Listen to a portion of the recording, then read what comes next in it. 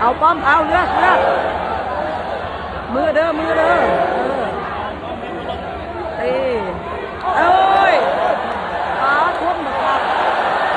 โอ้ยทุ่มเนี่ยเจ้าเสือใหญ่กูต้นเนี่ยสุดยอดเลยอ่ะป้อมลูกโอ้ยป้อมก็ยังให้โดน